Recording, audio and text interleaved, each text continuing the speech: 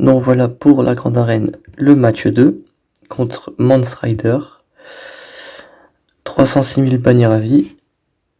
Petit passage rapidement sur son inventaire, donc pas de Dark Revan très bien équipé, juste ici, équipement 7. Donc on a l'avantage sur son inventaire. Globalement, je vais regarder les vitesses pour pas être surpris, mais il me semble que le personnage le plus rapide c'est Padmé, donc voilà, 292. Donc j'ai déjà fait les recherches, donc je sais déjà à quoi m'attendre. Donc mon adversaire a déjà joué 2071 bannières. Je vais passer en revue mes défenses, mais j'ai pas changé grand chose. Donc la résistance, toujours ici, one shot, donc pas de surprise. 2 batailles contre ma team Dark Revan, donc ça me donne un léger avantage au niveau des bannières. Je soupçonne qu'il ait utilisé sa team arène des escouades, à savoir Padmé, étant donné qu'il a two-shot la team. Je pense que mon Malak était le dernier survivant, et il a dû utiliser genre son premier ordre ou ses chasseurs de primes. Mais il en est quand même venu à bout. Pour le territoire du haut, j'ai pas changé les Sœurs de la Nuit ni l'Ancienne République, sauf que cette fois-ci j'ai mis les Géonosiens. Parce que sa team Dark Traya étant moins équipée que mon dernier adversaire, je me suis dit que si il l'utilisait contre mes Géonosiens, il perdrait des bannières. Donc moi, toujours dans cette optique de faire perdre des bannières à mon adversaire, j'ai cette fois choisi de le mettre ici. Les vaisseaux, donc il a one shot les Géonosiens sans trop de soucis. Par contre, j'ai eu des renforts qui ont été invoqués contre la team Tarkin, donc je pense qu'il n'a pas utilisé une flotte extrêmement forte face à cette compo. Dans le bac, j'ai mes Ewoks, à ma grande surprise, 3 batailles contre eux, donc encore plus d'avantages pour moi. Vraiment très très surprise, je ne m'attendais vraiment pas à ce que cette team tienne autant de teams, mais pour le coup, c'est une bonne chose. La team Grievous, hein, celle qui était censée être ici, mais que j'ai changé de place, qui s'est fait one shot. Donc, en fait, je sais pas pourquoi je suis sorti. En défense, le premier ordre. Donc, ouais, si Malak a survécu, il a dû utiliser plutôt ses chasseurs de primes pour faire du 5 contre 1. Shakti et ses clones. Pas l'Arc Trooper, mais le Sergent Clone. Donc, une petite différence à ce qu'on a l'habitude de voir. Et des Sœurs de la Nuit. Donc, je pense que ce sera son territoire le plus résistant. Mais je pense qu'il y a peut-être quelque chose d'intéressant à voir ici. En tout cas, on va voir. Sur le devant, les Géonosiens et une team Rogue One. Rogue One, c'est pas une team très très puissante, mais ici elle est bien équipée avec beaucoup de Zeta, donc je vais pas la sous-estimer. Donc pour les 5 teams, je sais déjà quoi utiliser, mais en fonction de ce qu'il y aura derrière, je vais peut-être devoir changer mes plans. Donc, en tout cas, commençons par ce territoire. Donc ma stratégie toujours, c'est d'ouvrir ce territoire pour voir ce qu'il y a derrière de la façon la moins chère possible. Bon, ici pour les Géonosiens, je vais pas m'embêter.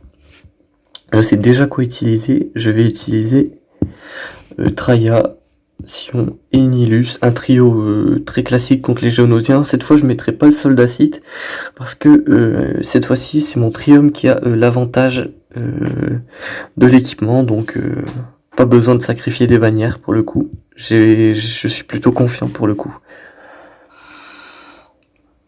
Donc on est parti. Donc il commence en premier, très bien. J'augmente leur délai et je réduis les miens pour l'annihilation, comme hier, hein, tout simplement.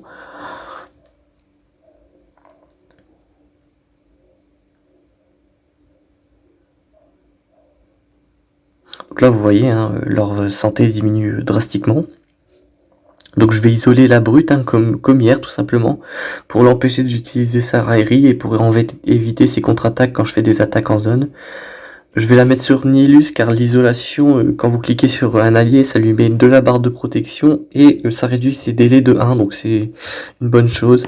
Je vais utiliser Tenu par la haine, qui lui donne un effet qui fait que lorsqu'il est vaincu, il revient à la vie. 100% avec 100% de sa santé, donc c'est cool. Aussi, petite chose à savoir, c'est que si vous mettez les états sur l'unique de Traya, à chaque début du tour des sites, tous leurs malus sont des buffs tout simplement. Donc là, je vais faire une attaque en zone pour dispel les bonus de mes adversaires et tuer 2 géonosiens au passage. Tuer l'espion, la plus grosse menace restante, le géonosien, et on termine le combat. Ils sont morts probablement avec des dégâts sur la durée. Prochaine team, Rogue One. Ici, je vais utiliser mes chasseurs de primes, juste ici. Et je me pose la question, est-ce que je mettrais pas le Mandalorian à la place de IG88, parce qu'il y a quand même 2 tanks en face, donc ouais. En plus il sera protégé par Bossk, donc ça peut être une bonne chose d'utiliser le Mandalorian, même s'il n'a pas beaucoup de santé. 224 de vitesse, ça fera l'affaire. Donc ouais, je vais utiliser le Mandalorian. En plus de sa désintégration, il a la possibilité d'invoquer un de ses alliés, donc une mécanique que je vais exploiter, j'imagine. Donc c'est parti. Donc on va focus base Malbus. De toute façon, j'ai pas trop le choix, il a la raillerie. Hop. Donc grâce au lead de Bossk, mes chasseurs de primes sont très résistants. En plus du fait que la team Rogue One n'inflige pas de lourds dégâts, donc je peux prendre le risque de pas utiliser la raillerie. Utiliser la roquette sur base Malbus pour l'achever et empêcher Jyn Erso de pouvoir ressusciter base Malbus. Hop. Bon, là je peux invoquer Jango Fett. Hop. Je vais soigner mes chasseurs de primes et déclencher le contrat. Mettre des entraves de capacité, tout simplement. Je tape Cassian. La brûlure réduit de 10% la santé maximale de la personne ciblée, donc une mécanique intéressante. Je vais achever Cassian parce qu'il met vraiment beaucoup trop d'entraves et c'est pénible, donc je vais l'achever. J'ai l'entrave des capacités sur le Mandalorian, donc c'est pénible, mais elle est en fin de partie, c'est parfait. Voilà.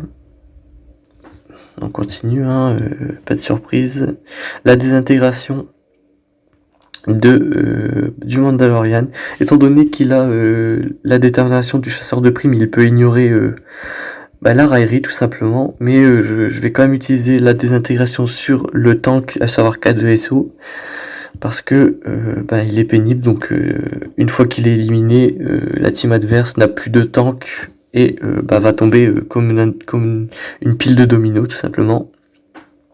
J'ai one shot Jyn Erso, ça va très vite. Voilà, je continue. Bon, Chirrut peut debuff tous ses malus, mais en faisant ça, il se donne énormément de soins sur la durée, ce qui booste considérablement ma roquette. Donc je peux le one shot, 80 000 de dégâts, c'est parfait.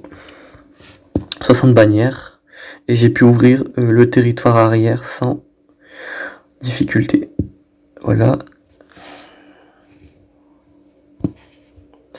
Donc j'ai passé Bronzium, hein. Et Dark Revan, ok. Donc lui aussi il a mis ses Ewoks dans le bac, en espérant que moi aussi je ne fasse pas 3 batailles contre. Bastille à 218 de vitesse, ok. Darkhaven, on avait vu très rapidement, c'est 202, moins rapide que prévu. Sinon le reste, pas de grosses menaces. Peut-être Sidious, 259, ok, extrêmement rapide. Et ses Ewoks avec l'Ogré, donc je vais pas tenter le diable et ne pas faire un solo nest. Donc on est bon, j'ai toujours la même stratégie. Quand les sorts de la nuit, je vais utiliser un counter que je trouve très intéressant étant donné qu'il ne coûte pas très cher. Hop, séparatiste, Wat-Tambor. Donc ici je vais mettre la capacité de Wat-Tambor sur Kylo Ren qui lui donnera raillerie infinie plus une régénération de protection sur le tank, donc Kylo Ren sans masque, et cette capacité aussi, en plus de donner la raillerie et de régénérer la protection, elle permet de dissiper tous les malus, donc c'est parfait. Kylo Ren avec masque pour le coup, lui va donner énormément de jauge de tour à toute la team, donc parfait. Une autre spéciale que je vais appliquer sur l'exécuteur qui permet d'ignorer l'attaque, la défense adverse. 15% de jauge de tour à chaque fois qu'un ennemi joue son tour, et la capacité d'empêcher la résurrection, notamment avec Daka et Talzin Lead, donc très très fort, et l'officier qui sera là pour booster l'exécuteur et lui donner de la jauge de tour. Donc on peut y aller. Alors c'est parti, comme prévu, le Bactoid sur Kylo Ren. Voilà, il dissipe la raillerie, mais elle revient tout de suite. Blastek sur l'exécuteur.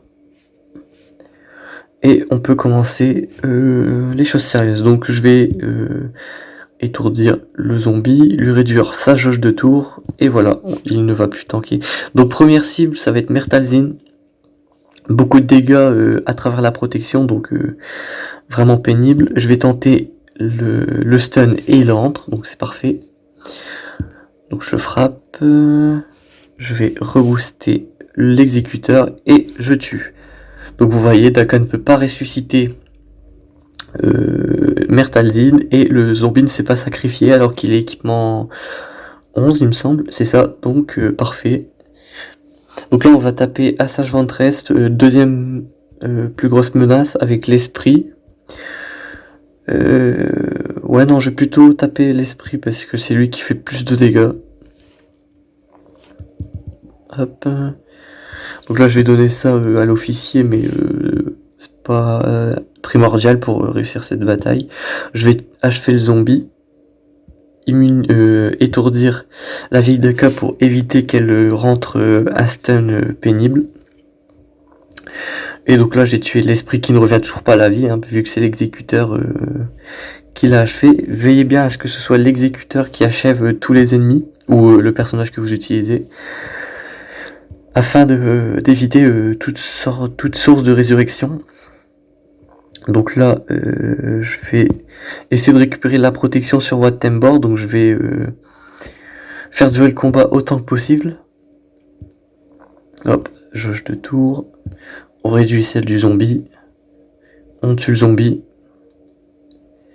on stun Daka pour éviter qu'elle joue et qu'elle fasse des dégâts. Donc là, le zombie a 2 stacks d'armes éternelles, et donc c'est moins 50 pour chaque cumul, donc vitesse réduite considérablement. Donc là je continue de faire durer le combat pour soigner Wat-Tambor. Donc on peut booster de jauge de tour, on retue le zombie. Voilà, on continue de réduire la jauge de tour. Là vous voyez, Wat-Tambor a récupéré sa protection. Ah, je me suis fail. Mais ça change pas grand chose à l'issue. Donc là je stun le zombie pour éviter qu'il joue. C'est génial, je me suis fail du coup. Bah, ça change rien vu qu'elle a préféré faire la résurrection. Sauf que tous ses alliés sont morts, donc voilà. Et bon là globalement, le combat est plié. Voilà, 60 bannières. Et ça m'a pas coûté extrêmement cher, juste Wattembor et mes personnages. Donc ici je vais utiliser le commandant Luke Skywalker ainsi que la clique habituelle. Pour ce combat je vais d'abord tuer Shakti. Parce qu'elle peut debuff tous les affaiblissements en cours ainsi que donner 100% aux clones visés. La capacité de soigner, protection et santé, donc ça je veux éviter.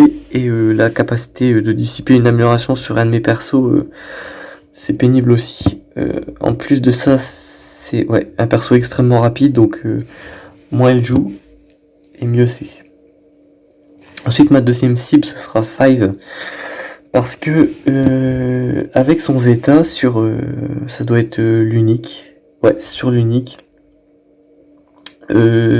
Si un des autres clones venait à mourir avant lui, il empêcherait la mort de ce clone en se sacrifiant. Et ce que ça fait, c'est que il va partager ses statistiques avec tous les autres clones et charger les clones. Ce qui fait que les clones ils joueraient très vite, feraient beaucoup de dégâts, il y aurait beaucoup de santé, donc c'est une chose qu'on va éviter tout simplement. Et après on tuera les autres clones. Rex en troisième pour éviter l'avantage aérien. Une capacité qui globalement one shot. Hein. Ainsi que des dégâts bonus à hauteur de 25% de la santé maximale de la cible. Donc ça fait déjà beaucoup de dégâts. Pour chaque tour utilisé par un soldat clone allié pendant cet affrontement. Donc les dégâts montent extrêmement rapidement et ça peut faire un one shot. Donc on va éviter ça. Donc on est parti. Commandant. Han Solo.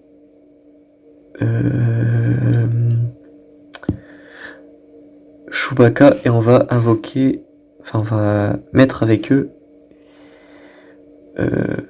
Voilà, le Chupio. Faire une escouade réduite, je pense que c'est déjà assez. Donc là, comme j'ai dit, directement sur Shakti. Ah bah je les tourshot, moi, c'est réglé. On va dispel. Bon, en fait, c'est pas très grave. En vrai, je pouvais laisser la raillerie, c'est pas très grave. Hop, on va se soigner. Hop. Mettre la cécité sur mes ennemis avec la première spéciale de Chupio. Hop, une grosse attaque et on l'achève, c'est parfait. Là, je vais tuer le soldat clone. Il était à one tap, donc on va pas prendre le risque de prendre un coup supplémentaire.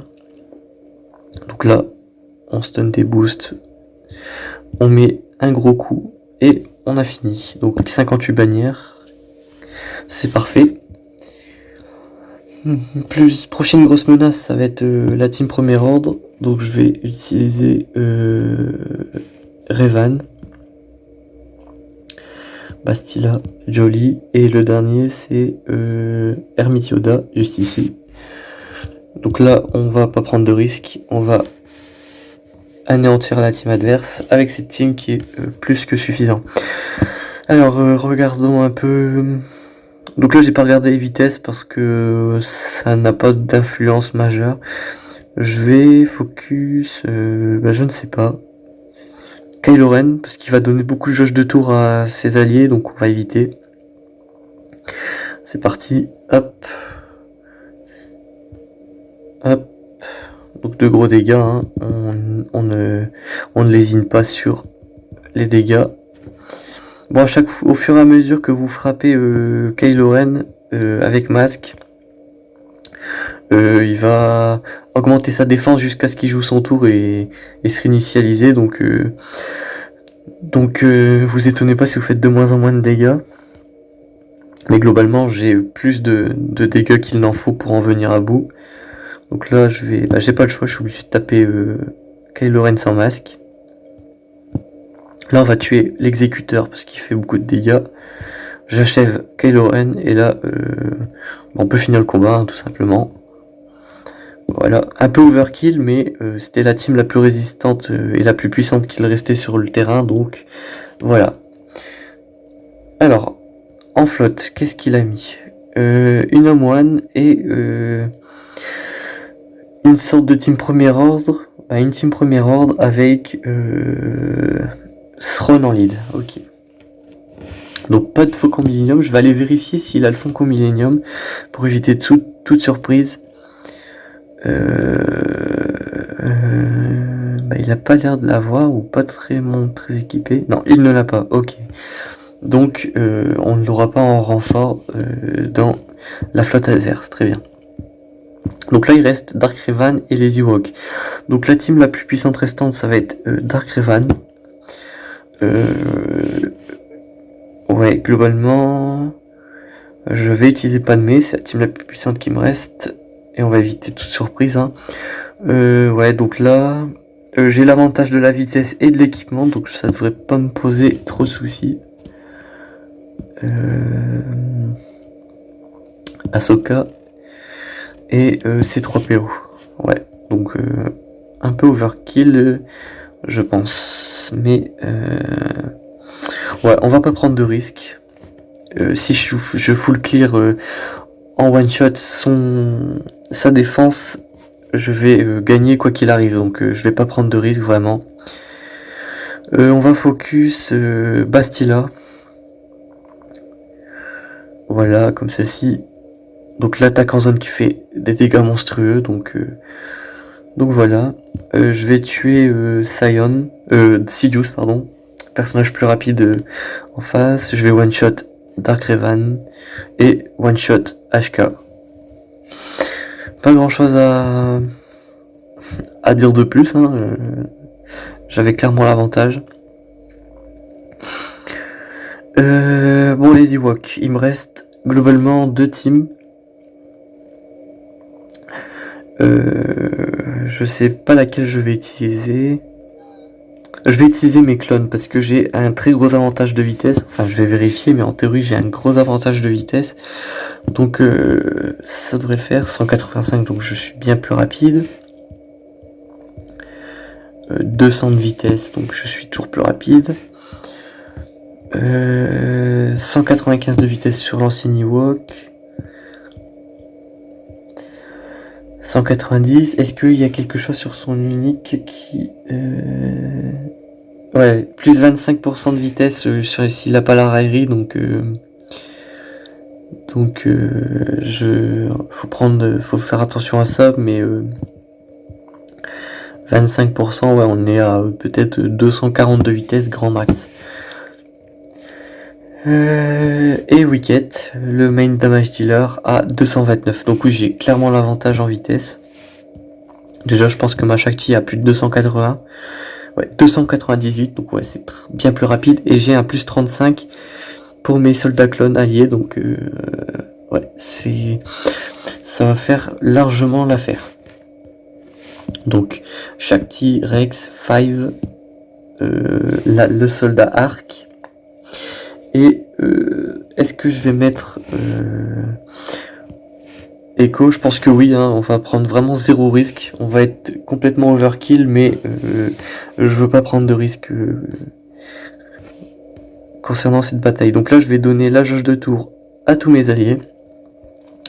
Et dans l'ordre, on va tuer l'ancien Ewok. Comme je l'ai dit dans la dernière vidéo, il peut ressusciter ses alliés, donc je veux en venir à bout rapidement. Prochaine cible, ça va être Wicket, le main damage dealer. Alors pour le coup, vu que je vais invoquer tous les clones d'un coup, je vais préférer envoyer la masse assist sur Chef Shirpa, c'est celui qui sera le plus résistant et le plus dangereux, donc on y va. À qui donner la jauge de tour? Au soldat Arc, voilà. Bon là je tue Wicket, parfait. Voilà. Bon, il a mis un coup, mais il a enlevé 0 de protection, donc c'est parfait. Et on le tue. Moins d'une minute, 60 bannières. Voilà, pas de surprise, hein, c'était prévu. Et on est parti pour la flotte. Alors, donc je vais commencer par la flotte du bas. Donc, Général Kenobi. Cette fois, je ne vais pas utiliser le dent de molosse, je vais le garder pour l'autre combat. Donc Rex, et je vais utiliser le BTL. Plo Koon pour récupérer de la protection et de la santé si besoin, et Ahsoka pour en venir à bout du dent de molosse plus rapidement. Donc dans la précédente vidéo, on m'a fait parvenir en message privé que en premier enfant, vaut mieux utiliser Ahsoka pour affliger de plus gros dégâts à Bossk. Et ouais, c'est une bonne idée parce que au moment où j'avais invoqué Plo Koon, j'avais pas besoin de récupérer santé plus protection, donc ouais, c'est une meilleure idée. Là, je vais envoyer l'attaque en zone. Oui, l'attaque en zone et l'invocation de masse de mes vaisseaux. Je vais garder le bonus de jauge de tour pour un peu plus tard. Je vais récupérer la raillerie. Voilà. Je vais achever le dent de molosse, hein. On va pas prendre de risque qu'il se régénère ou qu'il enlève ses malus. Je vais utiliser Ahsoka. Donc juste une petite chose à savoir, une fois que quand vous l'invoquez, ça désigne toutes les améliorations et vous gagnez 20% de santé maximum pour chaque amélioration dissipée. Je pensais que c'était 10%, mais en fait c'est 20%. Donc autant le faire sur celui qui a le plus de bonus. Bon là ils avaient tous les deux qu'un bonus, donc ça change pas grand chose.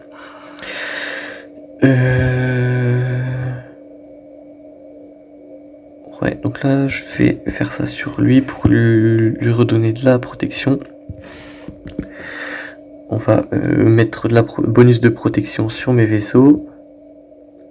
Ouais, bon, globalement, hein, pas de grande difficulté sur ce combat. Ahsoka fait de terribles dégâts. Et on va one shot. Hein. Ah non, je devais avoir. Ah non, moi je pensais que j'avais un malus. Donc j'ai invoqué Plo Koon pour récupérer ma bannière sur le vaisseau d'Anakin pour sa santé. Donner de la jauge de tour et on va finir le combat sans difficulté. C'était pas une flotte très résistante. 64 bannières, j'ai pas perdu de santé de protection, donc c'est parfait. Et là, on va attaquer la dernière flotte. Home One, Dent de Molosse, Faucon Millenium et Biggs. Je vais utiliser Cassian et Bistan en renfort et ça devrait faire l'affaire. Pourquoi je prends pas de risque et je prends plusieurs flottes? Il m'est déjà arrivé de sous-estimer une flotte à 180 000 de puissance et j'ai réussi à perdre, donc ça m'a traumatisé et j'ai vraiment pas envie que ça se reproduise, donc je mets quand même 2 renforts au cas où, overkill ou non, on sait jamais, donc je veux pas être pris par surprise. Donc je vais utiliser la capacité du milieu pour éviter que le Faucon Millenium puisse être pris pour cible. Je vais mettre la raillerie et on va focus Biggs parce que c'est quand même le tank de la team adverse en plus d'être très résistant. Voilà, on en vient à bout. L'attaque en zone pour booster l'attaque de mes alliés, pour leur donner pénétration de défense. Je vais invoquer Bistan qui fait de lourds dégâts, même sans être très bien équipé. Hein, Bistan, voilà, fait beaucoup de dégâts et on termine le combat. Bon, j'avais pas besoin des renforts, mais on prend aucun risque. Donc le score final c'est 235 à 2071, donc j'ai gagné. Très rapidement, juste quelques petites précisions. Il y aura bien sûr les timecodes à chacune de mes vidéos dans la description. Et les fois où mon adversaire n'aura pas attaqué quand j'aurai terminé la phase offensive, je mettrai le score dans les commentaires au moment où je les aurai, donc voilà. En tout cas, j'espère que cette vidéo vous aura plu. Elle a été plus courte que la précédente parce que j'ai pas réexpliqué le mode de jeu et ma stratégie. Voilà, donc j'espère que ça vous aura plu et on se dit à bientôt pour une prochaine vidéo. Salut!